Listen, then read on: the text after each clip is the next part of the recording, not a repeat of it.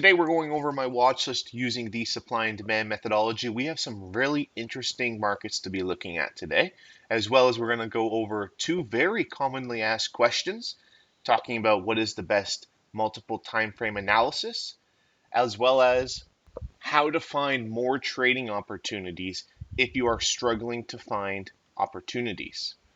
But first, we need to be looking at the news. It is extremely important to look at this every week as well as every single day to be aware of what news is coming out, because you probably don't want to be trading a smaller time frame zone like a 5-minute or 15-minute or a 1-minute when the Bank of England, the Governor Bailey, is speaking.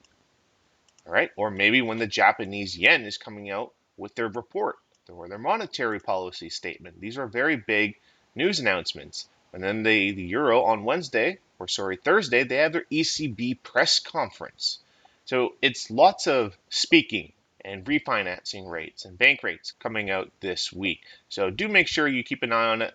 Friday should be a pretty heavy session regarding the euro, but then after that, it will probably cool off pretty well.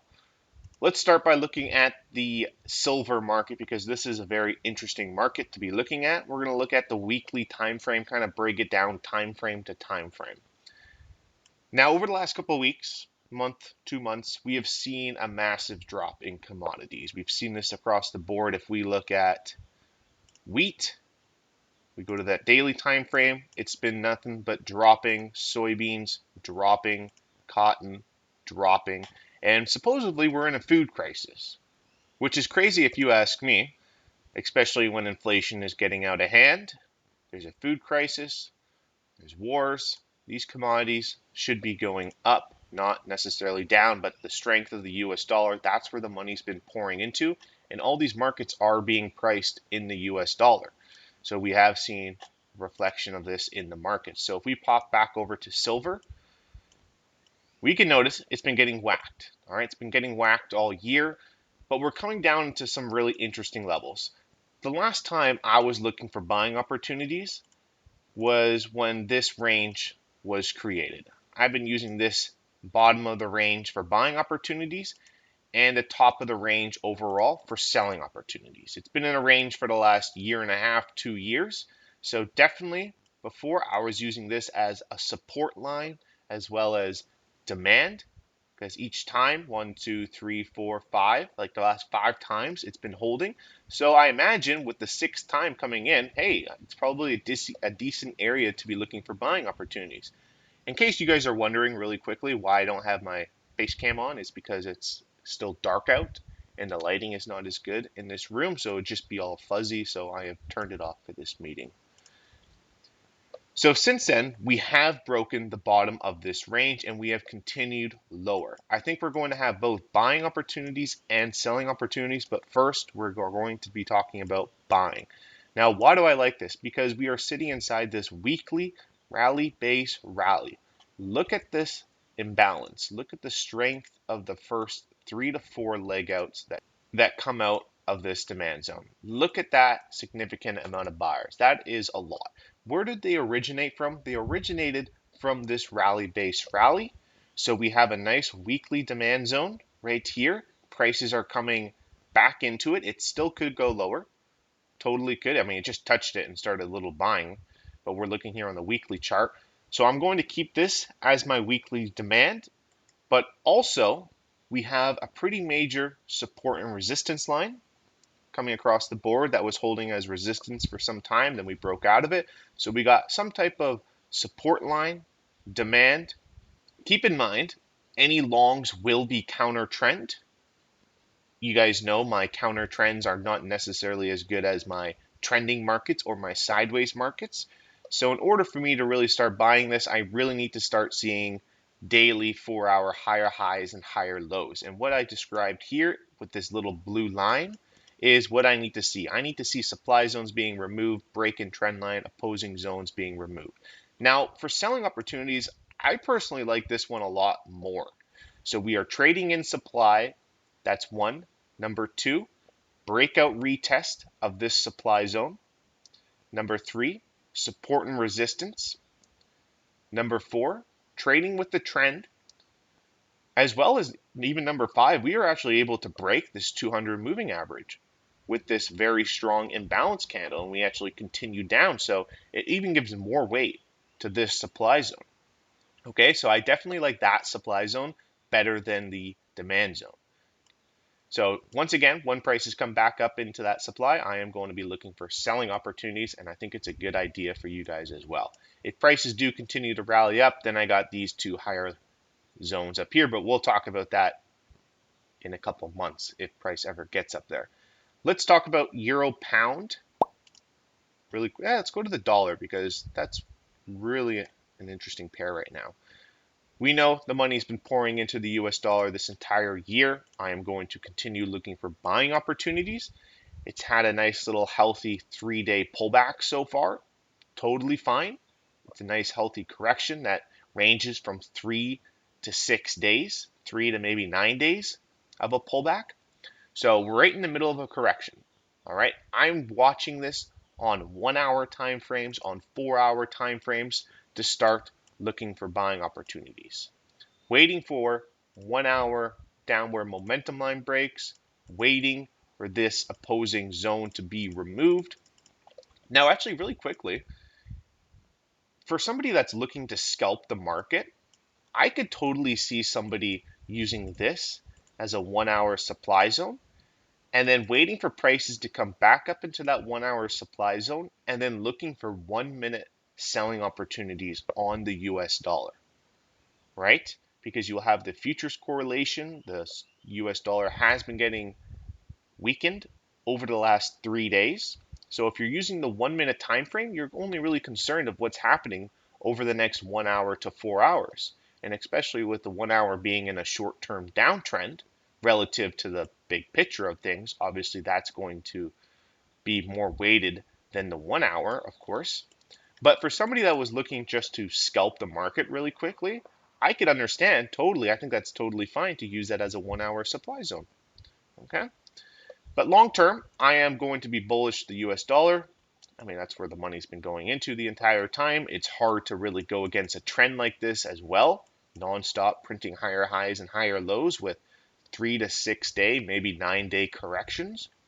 So right now we're just in the middle of a correction, which is nice and healthy. Let's look at USD Mexican because we have talked about this one in the past. This demand zone since then has, oops, don't want to do that. I want to delete everything. This demand has been removed. Didn't have much faith in it anyways, as it's not really a drop-based rally. It's more of a rally-based rally. So this is going to remain as my chart. Any shorts inside supply will be counter trend. Drop-based drop up here, rally-based drop up here. And then these are going to be my 2 demand zones. So if we continue to see a weaker US dollar, then we might see prices drop into a little demand in here or in here. I definitely like these areas as they are pivot point areas of demand. Okay. USDCAD is an interesting one because we have talked about this in the past.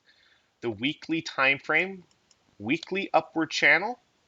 Here we clearly have higher highs and higher lows. Kind of have a bottom of the range of the upward channel as well as the top of the range. We broke through this supply zone over here. That was also a support and resistance line, but it really just kind of wicked above it, then dropped. So definitely not the best. It would have been better if prices were able to actually close completely through it and close up here to show a lot of strength. Still, pretty bullish that US dollar, so I'm going to keep these as my daily zones. All right. Daily demand down here, daily demand down here. This is my favorite one down in here, to be honest with you guys, because it's the bottom of the range, upward channel. Price is still above the 200 moving average, so I definitely do like that being as my daily pivot point area of the bottom of the range demand. We might have some nice little 4-hour zones, maybe up in here for some scalps, but it's definitely not the best. I personally wouldn't be using it. Okay, I'm pretty bullish the dollar. I need to get a new mouse. When I right click sometimes it doesn't work. That Euro USD, it's going to remain the same. as my daily time frames. I've been posting this quite a bit, and that's going to remain as my daily supply. It's a pivot point area that was able to create a new low in the market. So that's going to remain as my daily zone. That's where I see the correction ending. Right? That's the whole point of using these trend lines, momentum lines, and the pivot point zones is to identify the impulse wave and correction. So right now we're in the middle of the correction. That's awesome. I'm still bullish the US dollar. So hopefully when prices return into that area of supply, I will look for selling opportunities. Okay. Really quickly for the S&P and stocks in general, not a big fan of buying this until prices start making new higher highs and higher lows and remove this area of supply. I love that area of a daily supply. I think this is an area that everybody should have on their charts. It's also maybe a small little resistance for anybody that does trade that, but I'm more so going off of this being a really good pivot point area of supply. It's a rally, base, base, base, base, base, very strong imbalance. Look at this imbalance. That's exactly what I'm talking about, baby. So when prices return up into this area of supply, I am going to be looking for selling opportunities all day by going down to smaller time frames and timing my entry. I have videos. If you guys are ever confused on trying to figure out how I'm entering my trades, I will put a little tips playlist videos in my description of this video, going over the supply and demand methodology, talking about entries and confirmation. There's about 20 videos. You can scan through the videos and see what interests you, covering the supply and demand methodology, how to draw zones, what's the concept of price action, how to enter, take profit, all that good stuff. And if you guys want that free training, then you can head over to moneyballtrading.com where you will get the free training of supply and demand, and you can become part of the Moneyball Trading program. So let's continue on really quickly. So that's going to remain my analysis across the board. Now, definitely there is smaller time frames. I'm sure if we go to like 4-hour time frames, I'm sure some people might be using these areas of demand to be looking for buying opportunities. But to be honest, buying has just been getting whacked all year, so I'm really not interested in looking at any buying opportunities. I'm more so interested in selling. Like I said, I'm not buying this thing until price starts making daily higher highs and higher lows. Same thing with UK 100. That's a nice little supply zone. Like, I love that supply zone. Why? Very, very strong imbalance. You're also below the 200 moving average. Also, you have price respecting, touching the 200 moving average as well. So you have a bunch of little things that are lined up to say why prices might start to sell off here. So anybody that's selling would be kind of trading with the trend, in my opinion.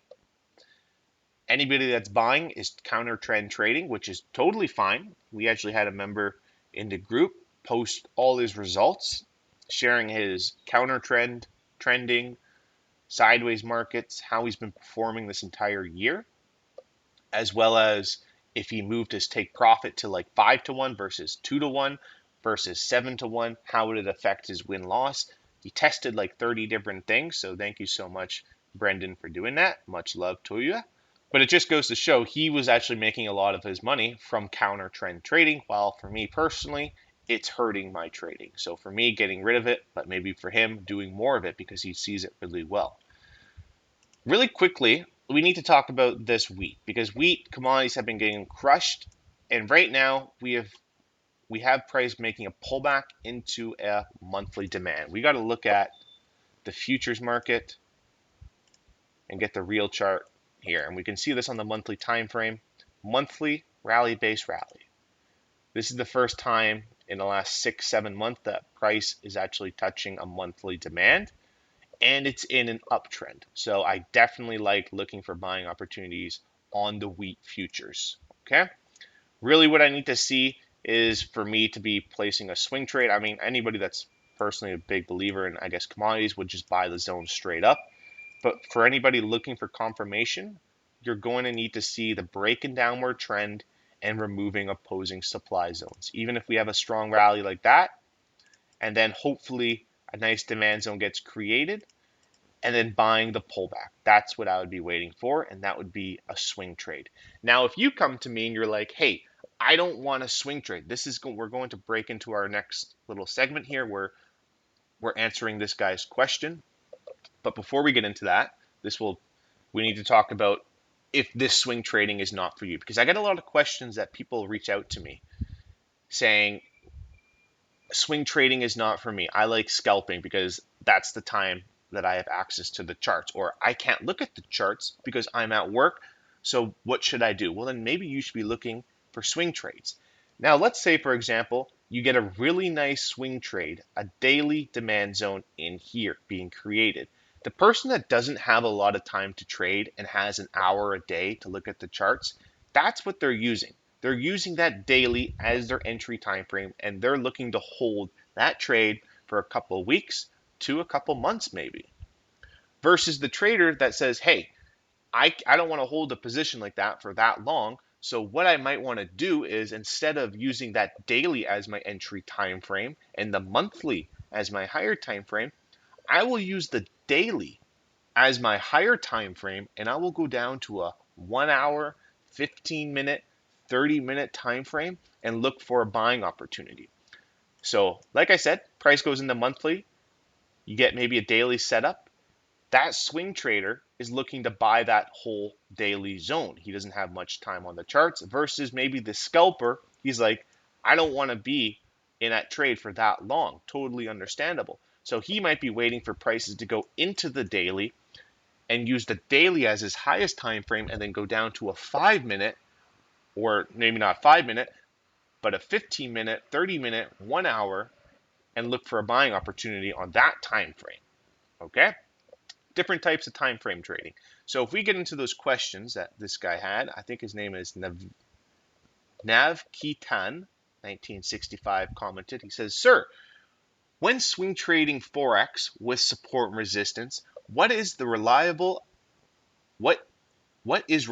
time chart to use for support and resistance levels?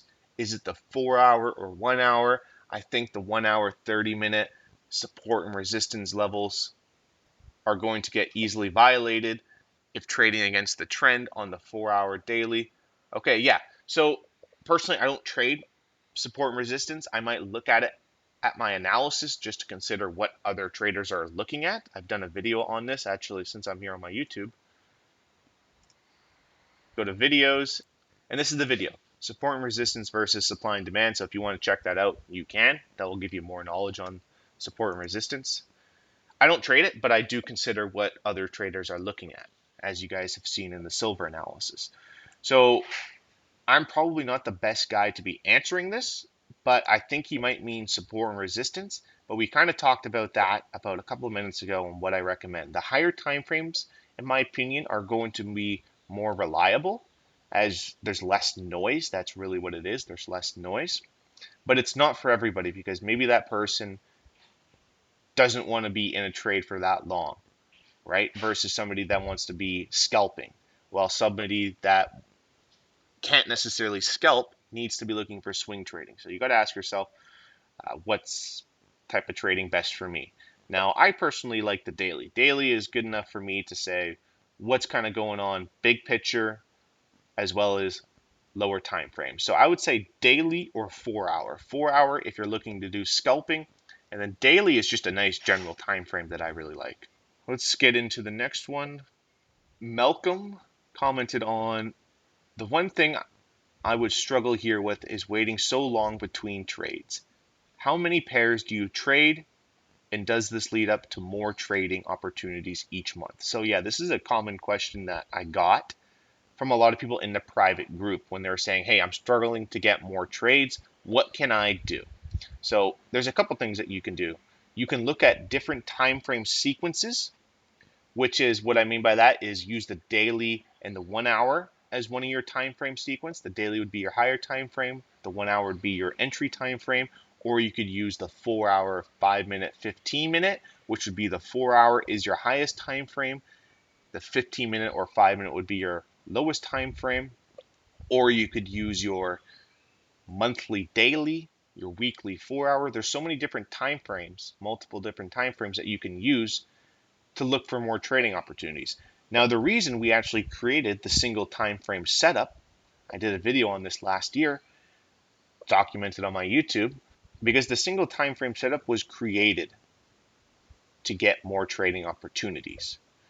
There would be some times where there's a really nice demand zone on like a 1 hour time frame, a really nice 1 hour demand, but because it wasn't inside a daily or weekly time frame, would stop them from entering that trade. So we said, hey, let's remove the higher time frame and let's make sure that the single time frame is extremely strong. So that's why you guys see me a lot of the times just taking single time frame entries, and I would say it consists of about 75% of my trades is using the single time frame and not having price inside a multiple time frame.